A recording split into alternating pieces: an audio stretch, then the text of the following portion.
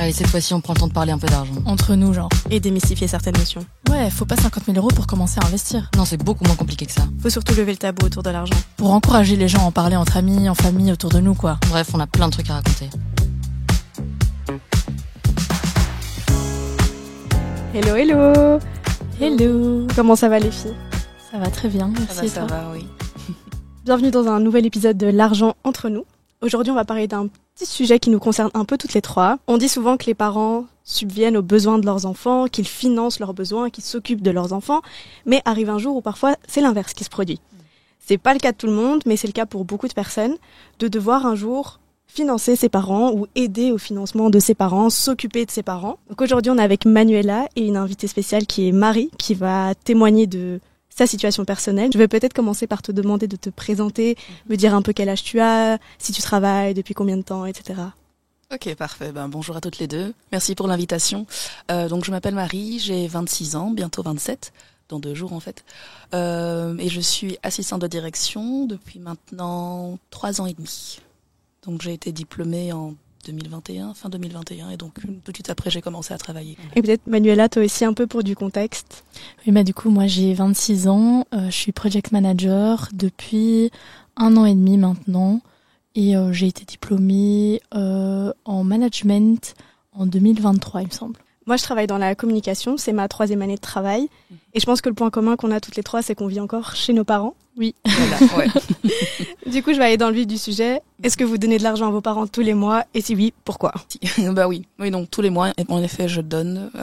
Depuis que j'ai commencé à travailler, en fait, c'est venu comme ça, ça coulait de source parce que j'ai vu j'avais une fratrie de 5 enfants au départ pour commencer, et donc j'ai tous vu, on va dire, mes frères et sœurs faire ce geste de contribuer au foyer tant qu'on vivait à la maison, et donc j'ai juste perpétré ça et c'était normal. Maintenant, il a fallu discuter avec mes frères pour s'arranger à quelle étendue est-ce que je peux me permettre de faire ça, sachant que je dois aussi commencer ma vie dans le monde du travail et faire mes finances, quoi. Donc oui. Et toi, Manuela? Oui, du coup, moi aussi, je dois donner une certaine somme par mois à mes parents. Et comme tu dis, ça coulait un peu de source, surtout parce que je suis à la maison, j'ai un salaire, donc c'était aussi à moi de contribuer pour, entre guillemets, mes dépenses personnelles au moins. Et puis du coup, je sais pas pour toi Marie, est-ce que vous avez discuté d'un budget de base ou pas, mais chez moi c'était, on a mis un budget et chaque mois, du coup, je fais le virement à mes parents et voilà. Après c'est vrai qu'ils m'ont jamais demandé plus que ça. Mais voilà, oui, on s'est mis d'accord sur un montant et chaque mois je leur verse cet argent-là. Oui, c'est exactement la même chose. Donc je me suis mise d'accord aussi avec mes frères pour que on fasse une tontine d'un montant spécifique. Enfin, c'était un montant qu'on avait discuté en fonction du salaire de chacun. Et maintenant, moi, je mets ce montant-là, mais aussi à côté, comme je vis encore chez mes parents, là, c'est juste ma conscience en fait qui me dit de donner plus, et donc je contribue à d'autres choses, d'autres factures pour lesquelles j'estime que c'est moi qui utilise le plus, comme par exemple, c'est tout bête, mais l'abonnement Netflix, l'électricité et tout ça, c'est plus moi qui l'utilise, comme je fais du télétravail. Eux, au final, voilà quoi. Et donc c'est comme ça que je contribue encore à d'autres choses dans la maison, parce que je vis encore avec eux, quoi. Et donc c'est vraiment une volonté de ta part? Tu te dis par exemple, ceci peut-être que je vais le payer comme je l'utilise plus que les autres? C'est pas forcément tes parents qui te le demandent directement? En fait, ça dépend. C'est vrai que dans ma nature, effectivement, j'ai besoin de donner. Enfin, j'ai beaucoup d'empathie. C'est mauvais comme c'est pas bon. Enfin, c'est bon comme c'est pas bon, quoi. Mais c'est vrai que oui, pour certaines choses, ça coulait de source que ce soit moi qui leur propose. Ça, je peux payer. Mais c'est vrai qu'il y a eu d'autres types de factures, d'autres types de frais où là, mes parents m'ont demandé spécifiquement de mettre aussi un petit peu de ma part. Moi, j'ai un peu la même situation que Manuela, c'est-à-dire qu'avec ma maman, quand j'ai commencé à travailler, on s'est accordé sur un budget par mois, et pareil, elle me demande rarement autre chose, sauf si vraiment il y a un truc qui a fouillé, il y a une facture d'eau qui est tombée, et voilà, c'est un peu une urgence. Mais comment vous avez fait pour calculer le budget à mettre par mois? Est-ce que c'est, je dois payer la moitié du loyer vu que je vis là? Est-ce qu'on divise en fonction de, je sais pas moi, les 2 parents, moi, frères et sœurs? Comment vous avez fait? Moi, c'est vrai que on n'a pas vraiment fait des calculs basés sur des factures spécifiques ou nous, notre maison est déjà payée, donc on n'a pas de loyer à payer, etc. Donc c'est uniquement des charges.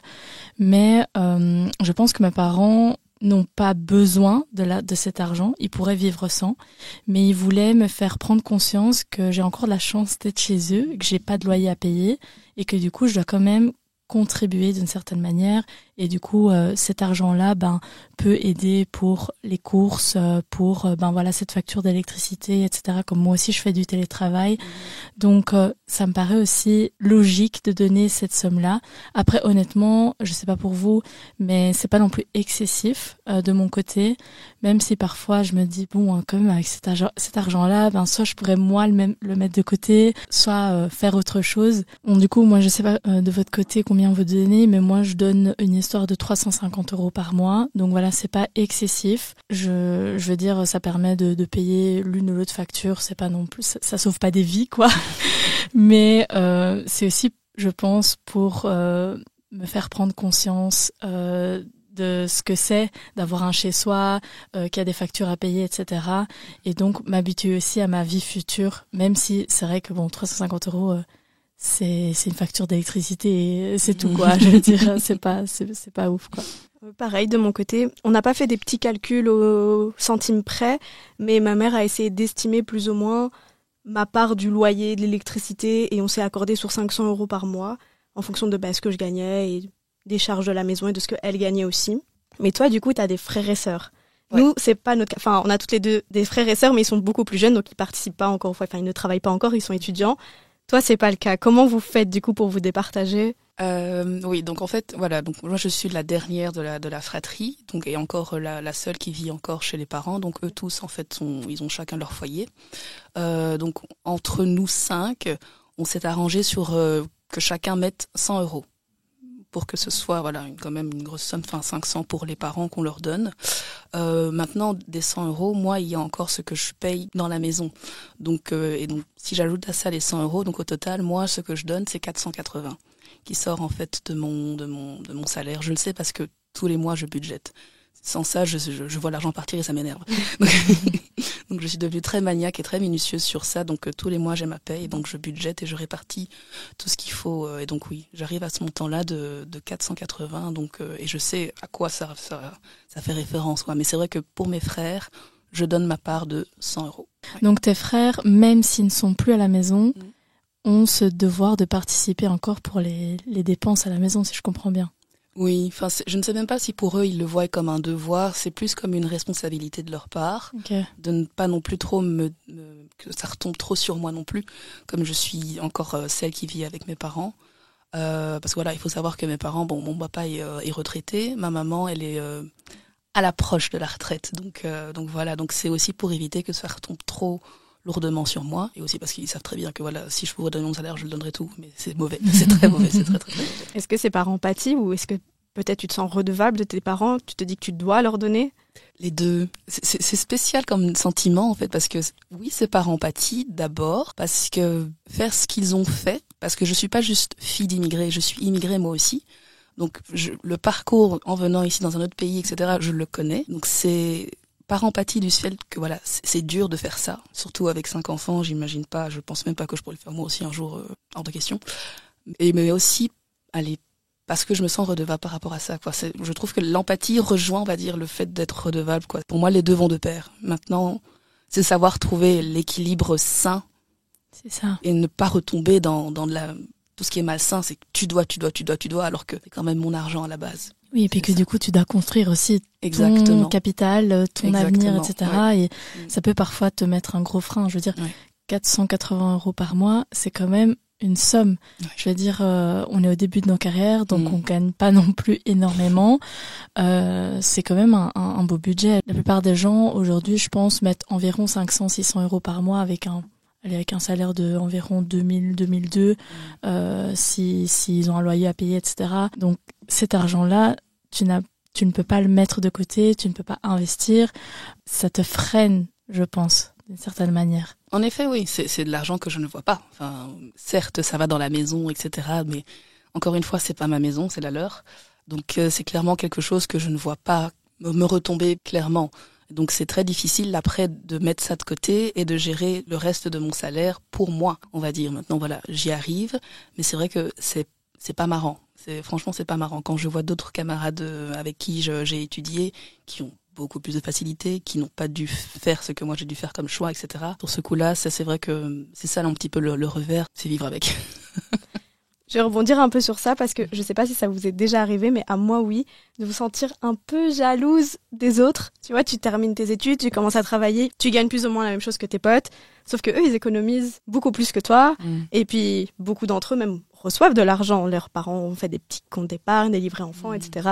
Et donc ils commencent vraiment dans la vie 5 steps avant toi, quoi. Ouais, ils commencent clairement avec un plus, ça c'est sûr. Oui, ça c'est vrai. Moi, c'était pas spécialement de la jalousie, c'était plus de la frustration.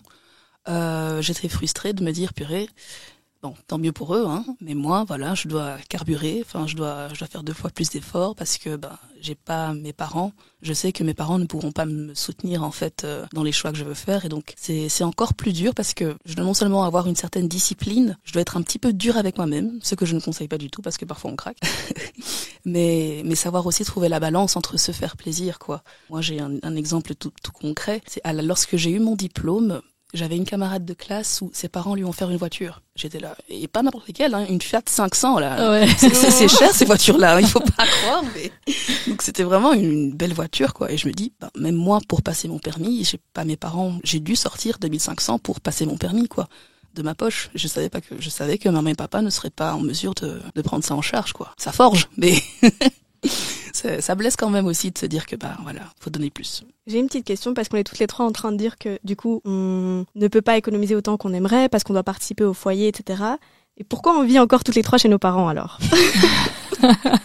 Question culturelle. C'est ce que j'essaye d'amener. Ouais, si je peux me permettre, c'est un gros background culturel, je pense aussi. Donc moi, pour ma part, je suis albanaise et normalement, dans les règles de l'art, tu ne pars pas de chez toi avant d'être mariée. Ouais. Donc voilà, maintenant ça a un peu évolué, en tout cas dans notre famille, donc on a un peu évolué là-dessus. Sauf que moi, du coup, j'habite à Bruxelles et mes parents veulent absolument que j'achète et que je n'aille pas louer quelque chose, parce que pour eux, ce serait juste jeter de l'argent par les fenêtres. Et donc ils veulent m'inciter à acheter, comme je suis encore seule et pas mariée. Donc voilà. Mais du coup, je peux pas décider juste de prendre mon indépendance, d'aller, je sais pas, prendre une colocation. Ce serait plus facile parce qu'en soi, tu payes moins. Ça peut être une chouette expérience. Voilà. Mais non, pour ça, c'est hors de question. Bon. On va me dire, vas-y, fais-le, c'est ta vie. Mais c'est pas comme ça que ça marche. C'est exactement ça aussi pour moi. C'est purement culturel. Donc encore une fois, la fille ne quitte pas son foyer, le foyer de ses parents, sans être mariée. Moi-même, même si effectivement, on vit en Europe, etc. La culture européenne fait que voilà, la femme, elle peut partir sans le veut. Mais ça a été très catégorique dès le départ pour mon père, qui est très traditionnel. Sur ce coup-là, il a dit non, tu ne pars pas. Donc l'alternative a été comme pour tes parents, c'est que ma maman, elle m'a dit, écoute, rien ne t'oblige à rester là sans rien faire en train d'attendre le prince charmant qui frappe à la porte, quoi. Enfin, construis-toi, fais ton patrimoine, etc. Et donc heureusement que elle a été là pour me guider, etc. Et donc oui, franchement, profiter de cette occasion-là pour mettre de côté un maximum, déjà se renseigner auprès des banques et entamer la recherche de appart ou maison, parce que je trouve que c'est vraiment un plus. Et ça me fait rire parce que la discussion que j'ai eue avec mon père par rapport à ça, je lui ai dit, écoute papa, je vais acheter, mais comme je peux pas vivre seule, toi et maman vont venir avec moi en fait. Ils ont dit d'accord, alors on mettra à louer la maison ici, mais ils disent, oui, parce que voilà, enfin je peux acheter mais je peux pas vivre seule dans ma maison, c'est ma maison, mais ok, c'est ridicule. Donc oui, ils ont été d'accord de m'accompagner. Heureusement d'ailleurs, ils sont assez ouverts par rapport à ça. Mais c'est vrai que oui, la culture fait que c'est ça, ce bémol. Je voulais aussi amener cet aspect culturel, c'est tout pareil chez moi, parce que on a eu pas mal de témoignages et on a vu aussi sur internet des témoignages de personnes qui discutent de cette charge financière qu'ils ont envers leur famille, mais pas seulement les parents. Chez certaines personnes, ça s'étale beaucoup plus loin, c'est les oncles, les tantes, surtout pour les familles d'immigrés, c'est de renvoyer de l'argent dans le pays chez des cousins, des cousines que t'as pas vus depuis 10 ans. Est-ce que c'est quelque chose qui se manifeste chez vous ou pas du tout? Oui, ça crée beaucoup de problèmes. Enfin, c'est des vices. Et donc oui, j'ai vu effectivement mes parents se déchirer à un moment donné par rapport à ça.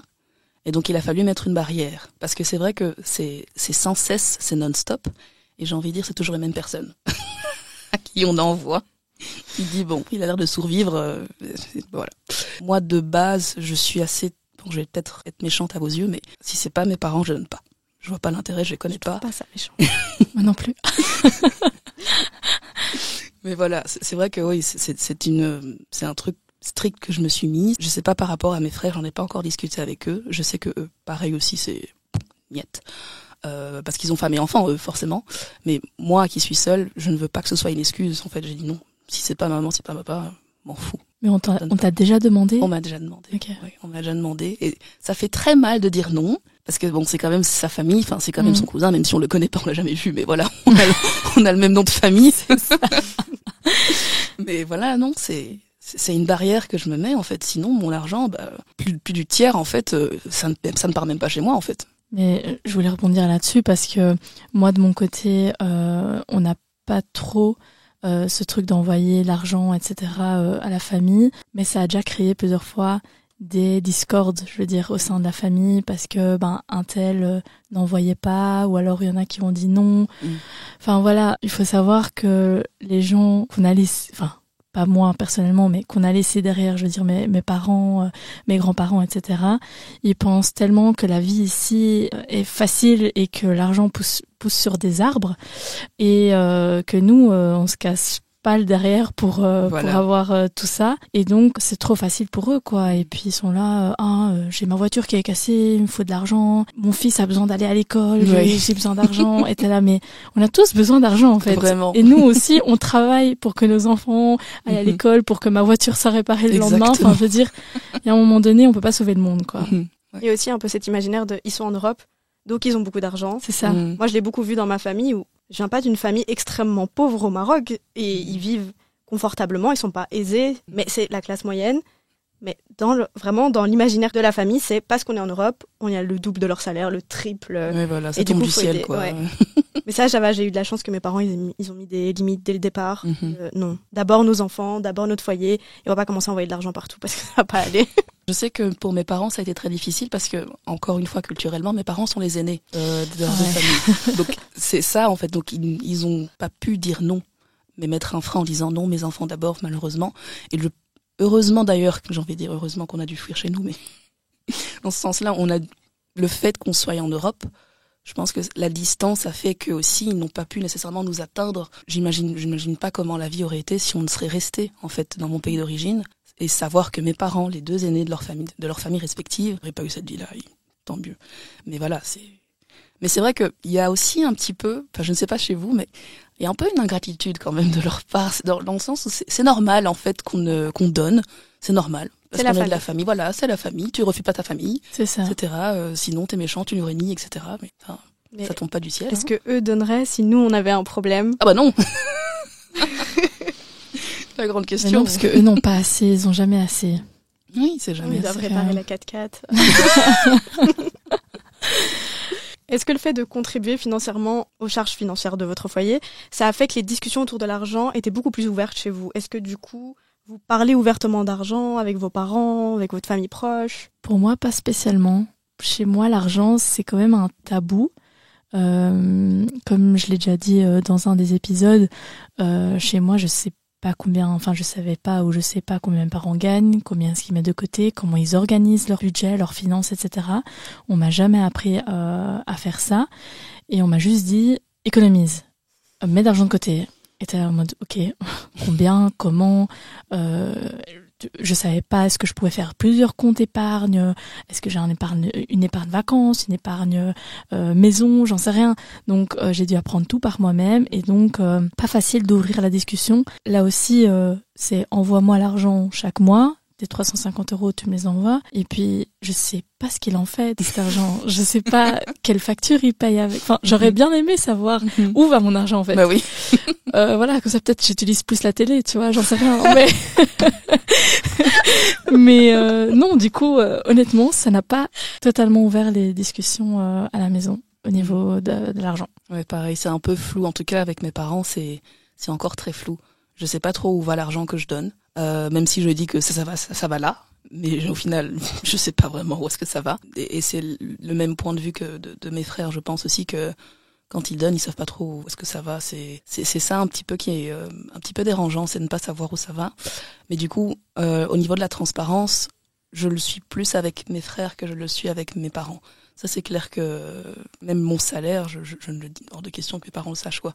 Je vois pas l'intérêt déjà de un, mais voilà, par principe, je ne le communique pas. Mais avec mes frères, pas que je leur dis non plus, voilà, je gagne autant, mais je sais que je peux facilement parler avec eux de projets d'investissement ou de charges, de comment est-ce que je pourrais me décharger, etc. Enfin, on essaye, on va dire, de défaire la façon dont on a grandi. On démystifie un petit peu l'argent et je pense que ça commence comme ça, de ne plus avoir peur, parce qu'il y avait vraiment une peur, en fait, je trouve, ce qui, en fait, l'argent, c'est un moyen, c'est un outil. Ça ne devrait pas être quelque chose dont on doit avoir peur. Exactement, c'est comme tu dis, c'est un outil et c'est vrai que il y a cette peur parce que il y a toujours cette peur de pas avoir assez, voilà. De pas pouvoir payer ses factures, etc. Je pense que c'est un truc dont les parents ont peur, hein, vraiment c'est ça le mot, c'est avoir peur parce que je pense qu'ils ont vu leurs aînés ou leurs parents, grands-parents qui ont dû galérer en fait avec l'argent et du coup j'ai l'impression que ça se transmet aussi sur nous. Enfin moi je sais que au début quand j'ai reçu mon salaire, etc., j'ai tout de suite eu peur et je savais pas comment le gérer. Je l'ai déjà dit, mais combien mettre de côté, est-ce que c'est assez ou pas? Du coup, tes parents ne savent pas exactement combien tu gagnes, mais est-ce que toi, tu connais l'état de leurs finances? Est-ce que tu sais combien ils gagnent chaque mois? Alors, mon père, j'en ai aucune idée. Ma maman, j'ai une idée en tête, mais encore une fois, il faudrait que j'aille vérifier en douce, en cachette, pour voir un petit peu. Mais ouais, non, franchement, c'est trop flou. Et tu penses que si tu demandes, ils te le diraient pas? Ou tu n'as jamais demandé? Moi, personnellement, j'ai jamais demandé, en fait. J'ai jamais osé demander. J'ai jamais osé demander. J'ai jamais osé. Je sais même pas si j'ai envie de demander. Mais j'ai une petite anecdote, c'est que moi, mes parents, en tout cas, quand on était petits, ma mère m'avait déjà dit, parce que je suis plus proche de ma mère, du coup, et ma mère m'avait déjà dit, voilà, nous, on veut pas dire aux enfants combien on gagne ou combien on a, parce que quand t'es petit, t'as l'impression que 100 €, c'est énorme. Oui. Et que du coup, si tu vois genre 5 000 € sur le compte de tes parents, tu vas dire à tout le monde que t'es hyper riche.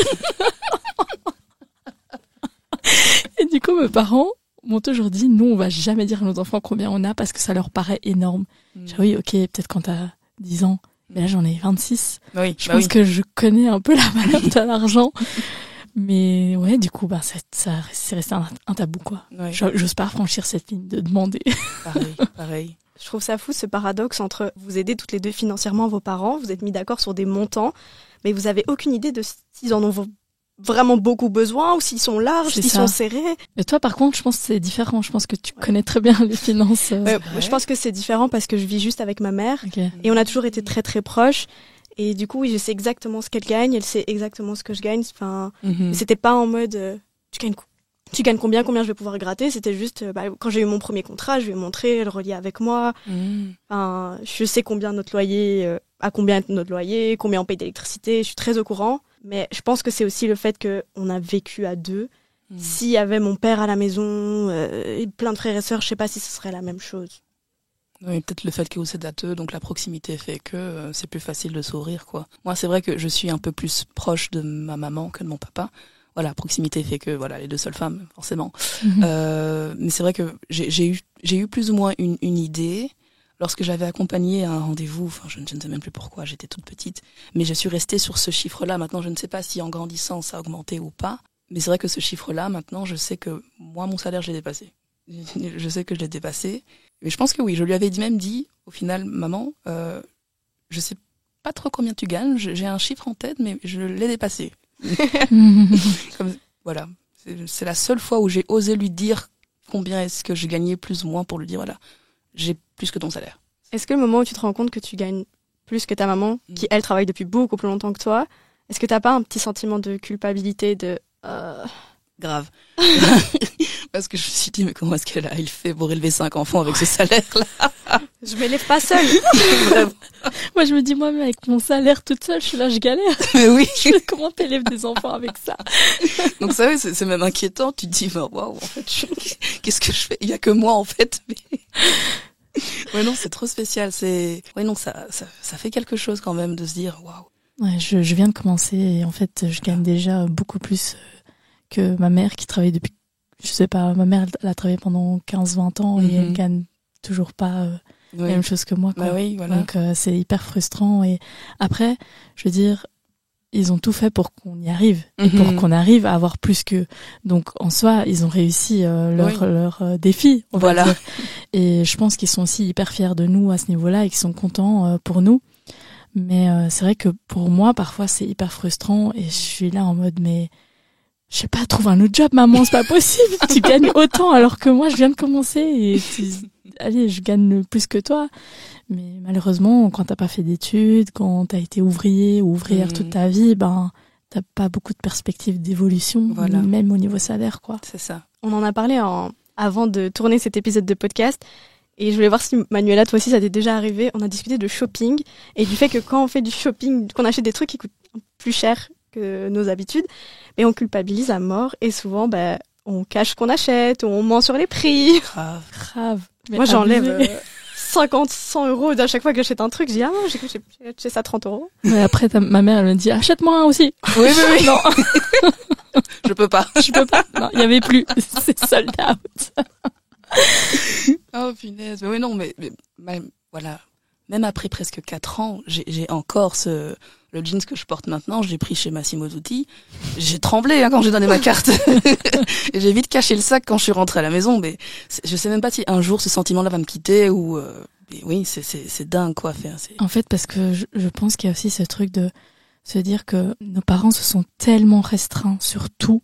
C'est-à-dire que même pour des nouveaux habits, des nouveaux gadgets, j'en sais rien, ils réfléchissaient à 200 fois, je pense, avant de le faire parce qu'ils disaient, je préfère mettre cet argent-là pour mes enfants ou pour le foyer, etc. Et que nous, on a plus cette facilité à dépenser pour nous, en fait, ce qui est très bien, hein. Et je recommande de se faire plaisir. Mais du coup, on se dit... mince quoi, eux ils se sont vraiment restreints, ils ont fait attention, ils ont pas été chercher des matchas à 6 euros, voilà, pour pouvoir nous donner de la nourriture, etc. Et donc là tu te sens coupable, quoi, tu te sens coupable et t'as pas envie de leur montrer que toi t'as cette facilité d'aller dépenser ton argent. Parce que moi, on m'a déjà aussi fait des reproches. C'est que c'est vraiment en mode, nous, on se restreint à mort, nous, on va jamais boire un café dehors, blablabla. Et toi, tu dépenses ton argent à tout va, alors que c'est juste, non, je me fais plaisir de temps en temps, ce qui est normal. Et je vous encourage, maman et papa, à faire aussi la même chose. Et j'ai dit à mon père, mais c'est quand la dernière fois que t'as été au resto avec maman? Non, elle aime pas ça. Comme ça, elle aime pas ça. Si, elle aime ça. C'est juste que tu trouves que c'est pas aussi important, tu vois, alors que pour nous c'est hyper important de se faire une fois un resto. Je trouve que c'est un moment convivial, t'as pas à cuisiner, enfin voilà. Pour mon père c'est une dépense inutile, quoi. Il préfère aller acheter la viande à la maison et maman cuisine et voilà. Mais son restaurant. C'est différentes manières de voir la vie, je pense, et de profiter. Pour eux, leur premier objectif c'est d'avoir un foyer, des enfants, qu'ils aillent à l'école, qu'ils aient un bon job, et ça s'arrête là. Nous, on a d'autres perspectives de vie, je pense. Je pense qu'on va tout doucement clôturer cet épisode. Je vais te poser une dernière petite question, Marie, vu que tu es l'invitée de ce podcast. Oui. Qu'est-ce qui t'a donné envie de venir aujourd'hui et de parler de ça avec nous ? Alors, ça remonte à un peu plus d'1 an. Enfin, je remonte un petit peu l'histoire pour le contexte, où j'ai vraiment eu ce projet-là de me dire, il faut que j'investisse, où et comment. Et en recherchant, en fait, j'avais pas du tout trouvé de plateforme, déjà de 1, je trouve, francophone, mais en plus de ça, belge. Il n'y en avait pas. Et qui en plus pour les femmes, adressée aux femmes, il n'y en avait pas. Et donc, j'ai un petit peu jonglé avec ce que j'avais, quoi. Donc, des influenceurs en anglophones, etc. Et puis, votre chaîne est arrivée. J'étais, mais génial! Et donc, j'ai commencé à écouter, et c'était tellement des sujets qui sont importants, qu'on n'aborde pas, qui devraient en fait être abordés déjà aux jeunes étudiants qui finissent les études et qui commencent le travail pour se débrouiller en fait avec leur salaire, quoi. Et donc voilà, c'est ça que ça m'a plu. Donc dès que j'ai vu l'occasion, l'annonce, voilà, j'ai sauté dessus sur l'occasion et voilà, quoi. En tout cas, un grand merci. Je ne sais pas si vous avez un petit mot pour clôturer l'épisode, un petit conseil pour quelqu'un qui nous écoute et qui doit dire non à ses parents. Ne culpabilise pas trop, budgète. Ça aide vraiment d'avoir ce visuel-là de tes dépenses et de ce que tu gagnes. Et ça va aller, courage. Ouais, je dirais la même chose. Et puis, essaye de vivre pour toi-même aussi. tu es en train de construire ton avenir à toi. Donc voilà, c'est très bien d'aider ses parents. Je dirais jamais non à ça, mais faut savoir mettre ses limites, même pour sa famille. Et toi, du coup, Lina, t'as un petit mot ? Je suis d'accord avec ce que vous avez dit. Protégez-vous financièrement, communiquez avec votre famille, même si c'est difficile, culpabilisez pas trop. Aidez vos parents évidemment s'ils en ont besoin, mais pensez à vous d'abord. Et voilà. Et on se voit dans un prochain épisode. Encore merci d'avoir papoté avec nous. Merci.